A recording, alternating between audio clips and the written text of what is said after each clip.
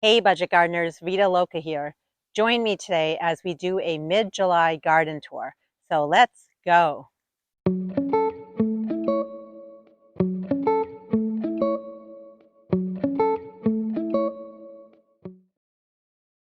So I wanted to let you know that this tour has been taken over a period of about a week. So when I showed you, for example, the hydrangeas, they were budded up. But you can see now that they are starting to bloom. So please keep that in mind while we're watching this video. I really hope you enjoy it. I did it a little differently where I am showing you updates on different projects that we did together, and I'm doing some close-up shots of everything. If you have any questions or comments, please ask below. And as always, please subscribe if you haven't subscribed already. Thank you and enjoy the tour. As we approach the hosta garden, you can see the hosta have gotten really large and some are even blooming.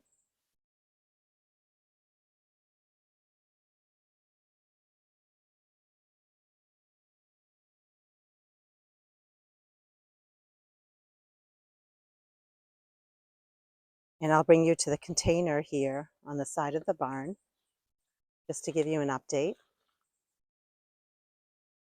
We put this together as well, and it's looking good. It's really filled in quite a bit.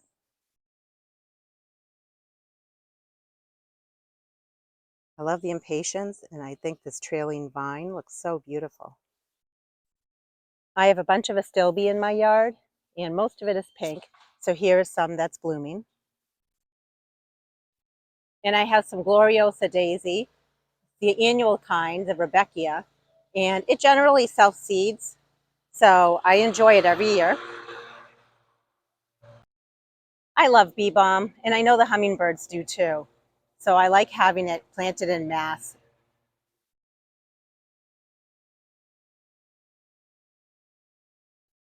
Here I have some betony or Humelo stachys, and I also have more astilbe as well as some hosta that's blooming. Lots of purple going on in this area. The rose garden is starting to look gorgeous. I love all the different colors in this bed. I just think they all complement each other. And I just like to collect roses. I really don't go over any special varieties or types of roses. I just, when I'm in a store, if it looks pretty to me, and especially if it's marked down or on clearance, I am going to buy it. And they really seem to be happy in this spot where I used to have my kids blow up swimming pool. It was really a good use of space. And I've been pretty good. I've been coming out here and deadheading the roses. That's key. You want to make sure you're doing that with your roses.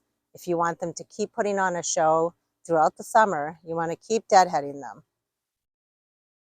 But I think overall, they really are looking gorgeous. And this winter, I'm planning on taking some cuttings from these and propagating them because there are a few varieties that I really, really like. Let me take you in for a closer shot so that you can see what each of these roses look like. Here's a really pretty color. I would say it's on the reddish side.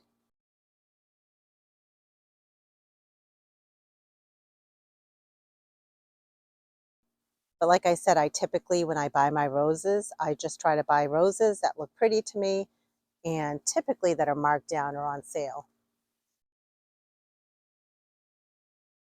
I'm not sure if the color is going to come through on the screen, but this looks like a white, but it's actually, I would call it a light yellow. It's really, really unique and different from my other roses. It has a really nice tight form to the rose. Very pretty. And in a flower bed full of pink and red roses, it's nice to have some different other colors in here as well.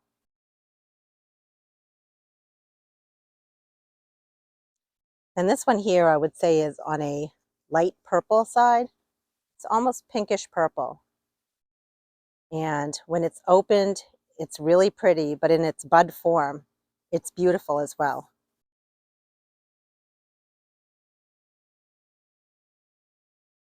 This is also another pinkish colored flower. And what I'm really enjoying in this bed is that I've added some of the purple azuratum that I started from seed.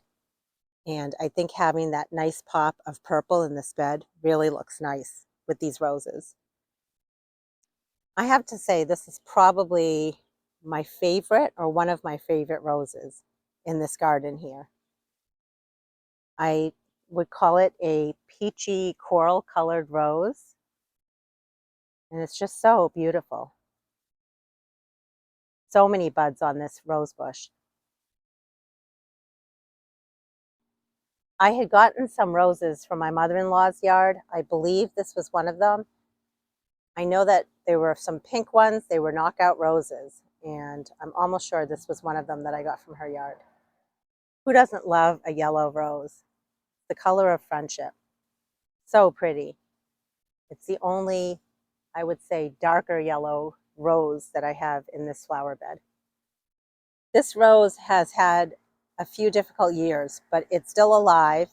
This came from my mother-in-law's. It's one of her knockout roses, and I do see some buds, and I'm happy that it's going to be just as beautiful as all the other roses in this bed.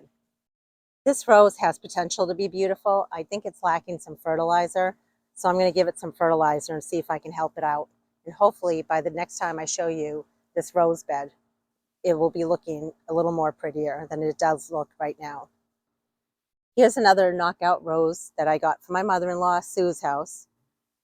Roses are not easy to dig up and transplant. I know I had a hard time with these roses, but I am so thankful I have them in my yard to enjoy now. This rose bush is pretty new. I got it within the last year or so, and it is happy. It definitely is loving life here in this flower bed. And I like it. I think it's a very simple white color that complements all the other roses very nicely. Here's another beautiful knockout rose that I got from my mother-in-law's house.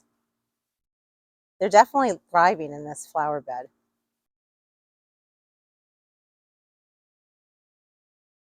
I got this rose from my sister-in-law's house, and I got it through cuttings that I took and was able to successfully root, which is very encouraging. Here's another beautiful knockout rose from my mother-in-law's house.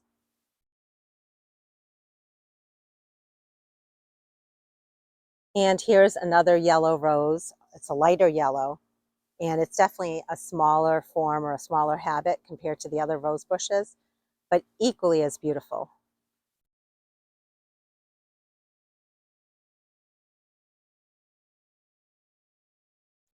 Remember when we planted the ageratum, we also planted some coleus, and they seem to be very happy in this bed. If you've been watching my videos for a while, you know that I don't have a ton of sun in my yard. But where I do have sun, I try to capitalize on that area. So I have a raised vegetable garden in my backyard. My cucumbers are looking good. The plants are starting to climb and they have blossoms on them. I didn't get around to planting a ton of tomatoes, but I do have some seedlings through my yard. Here's one tomato and tomato plant, and I have green bean plants towards the front of this bed, and I have a bunch of green beans that need to be picked. Are you ready for another video where we reclaim another spot of my garden? I think we should do another one of those. Those are fun, and this bed really needs to be weeded. I'm going to take you in for a close-up of the daylilies that are blooming in here, and I hope you enjoy this mini tour of my daylilies.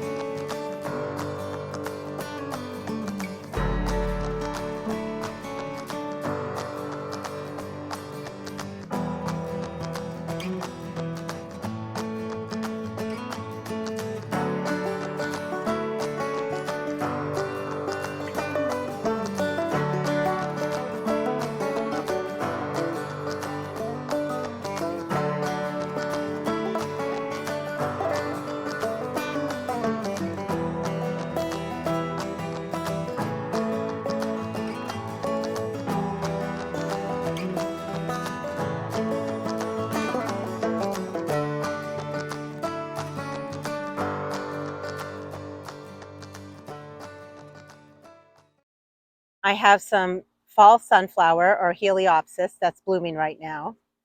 Here is some balloon flower, looking very beautiful. I recently weeded this whole section here and cleaned it up, so it's looking a lot better. The only thing really left to do in here is just regular maintenance, like cutting back the heucheras and continuing to weed, and then adding some irrigation into this bed. But the heuchera looked really pretty when it was blooming.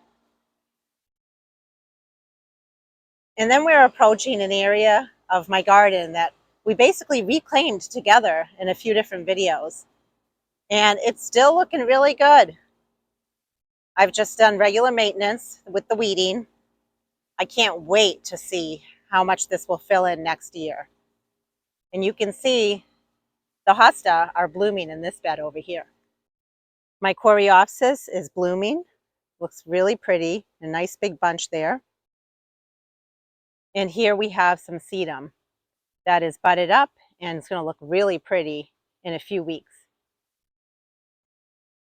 We're on the west side here and things are looking pretty good.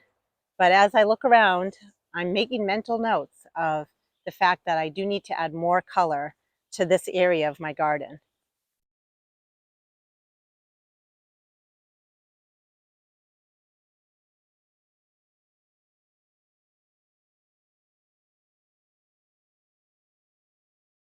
I have a number of daylilies that are blooming, so I'm just going to take you in for a closer look at some of them and how different and unique they all are. There are so many different shades of yellows and oranges when it comes to daylilies. I really enjoy trying to collect as many as I can. I love the center on this particular daylily. Very striking and bold. And here are some different shades of red and pink daylilies.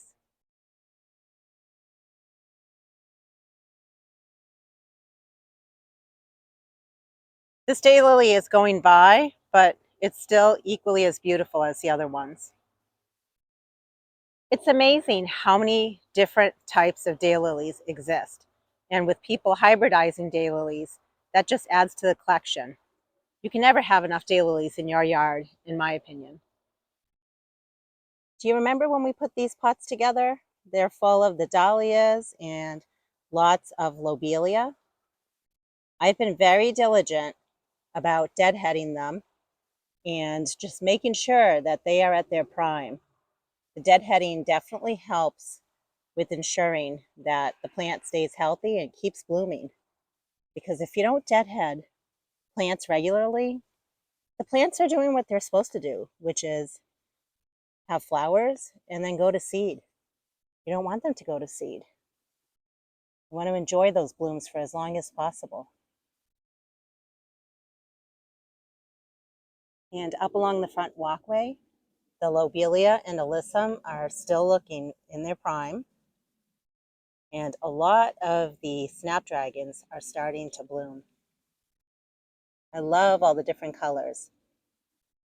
These are the Ford Hook snapdragons that we started from seed during the winter months. They definitely need to be staked though.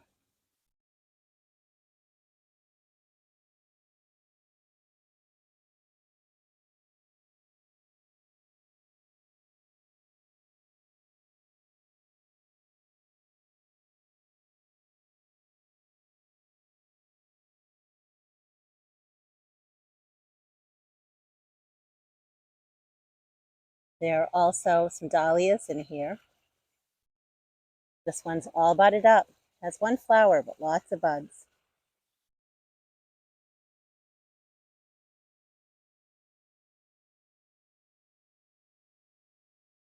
And I love the silver foliage of the Dusty Miller.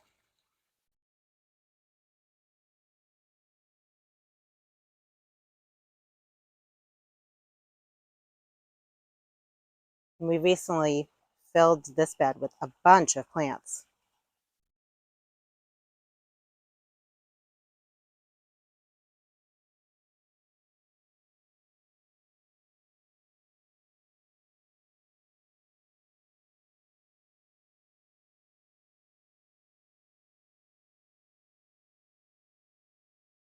Here are some updates on some pots. This pot is also looking very good. We have the lobelia in the blue. We have Dusty Miller, that's silver. We have some red geranium. And then the vine in the front is vinca.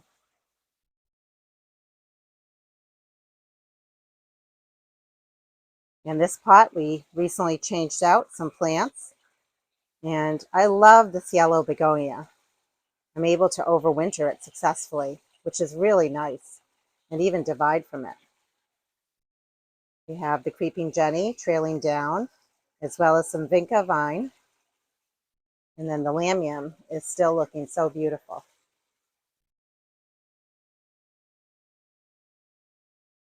And on the front porch here, near the pond, we have 2 window boxes that we planted earlier in the year. We took out some pansies and we updated it with impatiens that I started from seed. They are clearly very, very happy here.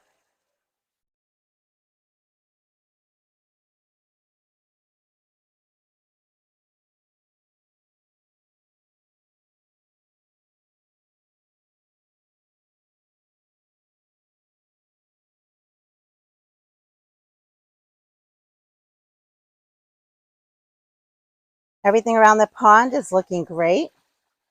The mini hosta are all blooming now, and they just are so cute when they're blooming. Whenever people come to my house to buy plants as part of my backyard nursery, a lot of people tell me they've never heard of these smaller mini hosta. I just think they're so cute.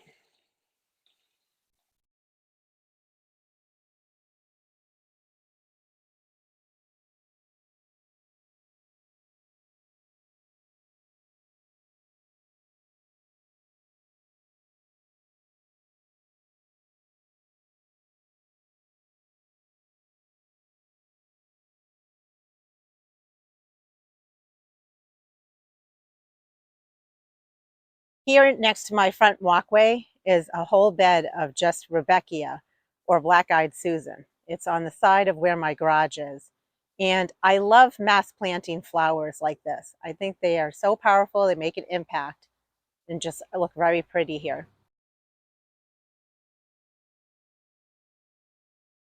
The Stella d'Oro daylilies are in their glory. They just look so beautiful. And yes, I have divided them over the last few years. Not many years though, probably over the last 2, maybe 3 years. And it's amazing how quickly they fill in a space like this. They make such a big, bold impact. I am loving them. They're just so beautiful.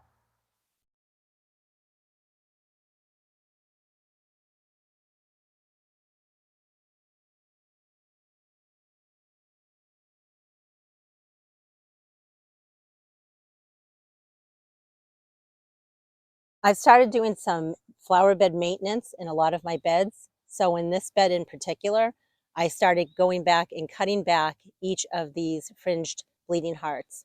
So these ones here look really pretty, but if there is one, which I'm noticing there's one right here, I just follow it all the way down and I cut it off. And that just tells the plant to keep producing blooms. So right here, you can see here's another one of buds that are forming. So I want to encourage this plant to keep producing flowers. So that's part of the maintenance I'm doing with these. And for my Stella d'Oro daylilies, I've been coming in every week, sometimes every few days even, and cutting back the daylilies that have gone by. I'm noticing here I need to cut this all the way down to the bottom. Same with this guy. I need to come in and cut that all the way down. So there is maintenance to be done, but boy, is it worth it when it comes to having these daylilies rebloom for me. For my geranium, the hardy perennial geranium, I also came in and part of my maintenance was just deadheading it. I'm not sure if it's going to send any more blossoms, but at least it gives it a nice tidy look. These pulmonaria or lungwort have only been here for 1 year, and I placed one plant in between each of the daylilies. They will grow over time. I just love the spots on the leaves. I think they look so beautiful. I have a bunch of purple coneflower or echinacea throughout my yard, but I just wanted to show you that they are blooming now and they look so beautiful. Behind the Stelladoro daylily here is a very beautiful yellow rose. I bought it bare root a few years ago from Sam's Club, and I just think it's so pretty. And I think it's fine having a couple of yellowish colored flowers in this bed, be it the daylilies or the roses. How interesting is this rose? It's a little strange, but in a strange way, I really like it. And here's another interesting rose that I have in my yard. It has some pink and it has some white on it. Very, very different and pretty. Some other maintenance work that I've done in this bed recently is deadheading all the peonies. That is very important. You want to make sure that the peonies are putting their energy into feeding their roots for next year's plants. So I did go ahead and cut those back. But I love the foliage of the plant. I think it's a nice backdrop in this bed. I am in love with this clematis. Look at all the blossoms and all the buds on it. It's just so beautiful. The purple next to the yellow Stelladoro daylilies. And check out the variegated markings on the petals of the clematis. So pretty. I'm almost sure I bought this from Ocean State Job Lot as a bare root perennial. That's a great place to buy bare root perennials, by the way, for a cheap price. And behind this Stelladoro daylily is another clematis, and it's just going by, but it's a nice light purple color. Definitely next year I'll be putting in some bigger trellis because the clematis wants to climb and get taller, and I think it would make a nice impact in this bed. So when it comes to the oxeye Shasta daisies, I did come in and I cut a bunch of them back because I want them to keep blooming. They were getting leggy and they were starting to go to seed. So it's all part of flower bed maintenance. It's very important if you want to keep your flowers blooming through the summer. Check out this hydrangea. It has so many buds on it. It's going to look gorgeous in a matter of weeks. And I love the stems. They're like a red colored stem to them. This hydrangea is looking beautiful as well. And you can see that it's just starting to blossom. Probably by our next tour, this will be all in bloom. My husband and I have definitely been munching on the blueberries. So we've eaten almost all of them, just a few are left to pick. We've gotten so many mini strawberries. They've been delicious. We've been picking them daily. And I saw a squirrel eating some earlier today. So I guess they're enjoying them as well. This is a cleaned up bed. And this is where I had some ranunculus and some stalk. We pulled those out together. I cut back all the alyssum. And now I need to plant a bunch of snapdragons as well as Dusty Miller. In this raised bed here, I did cut back all the alyssum and then I planted a bunch of snapdragons. I still need to get the Dusty Millers planted.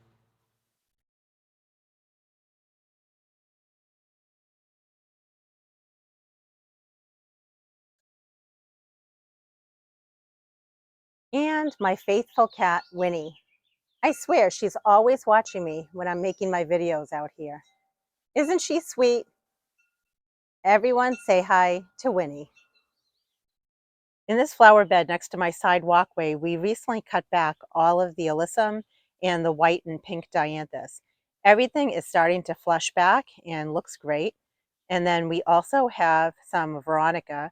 I have pink and I also have purple. And even though it's a little leggy, it is looking very pretty. And then right behind the veronica, I have Joe Pye weed. And I noticed that it is recently budded up. So it's going to be blooming within a few weeks. And right next to the Joe Pye weed is some liatris or gay feather. And those were also budded up and they're a white color. And right behind that is a very pretty ornamental grass. The old arborvitae bed has really filled in. I think we were just lacking some rain and some heat, which we've had recently. It just looks so gorgeous, so vibrant. Let me take you in for a closer look. Look at all the colors of the alyssum. We have the blue lobelia, the pink vinca, And check out all the coleus. Even the ajuga has really filled in. And the rhododendron in the center of the bed are looking much healthier. I'm very, very pleased with how this bed has come out.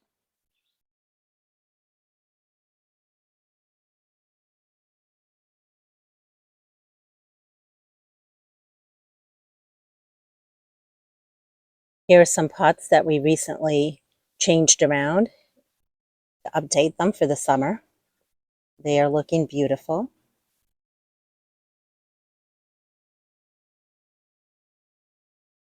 And on my side porch, we worked on this pot a little while ago.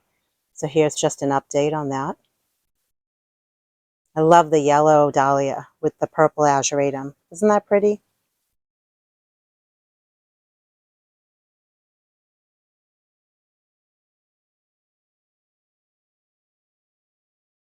Isn't the creeping Jenny so pretty next to the black pot? I love all the colors in this pot.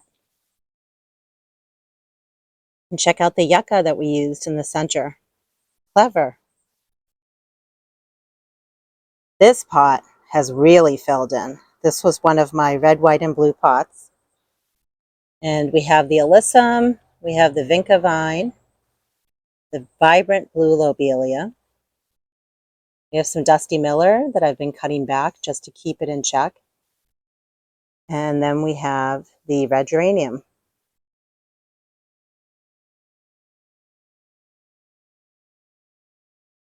The lobelia in this pot that we put together is starting to come back. It looked so sad when we first planted it. And I love the leaves of this variegated geranium.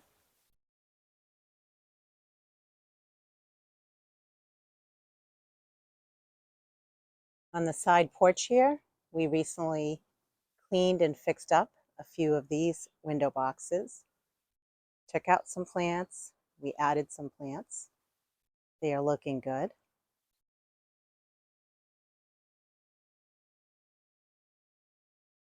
And as we head up my side porch, up the stairs here, I wanted to show you, this was one of the pots that we put together a little while ago. And I started everything in here from seed. We have the impatiens. We have the wax begonia.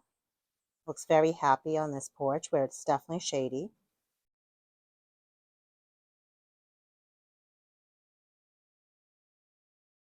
And we also put this pot together. We have some more impatiens. We have some lobelia and a wax begonia.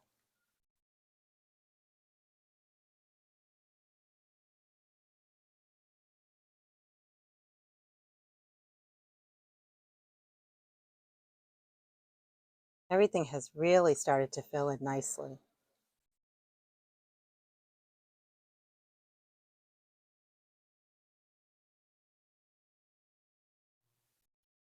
I hope you enjoyed this garden tour. The garden is changing almost daily, so be on a lookout for another garden tour at the end of the month. Until the next video, make it a great day with gardening.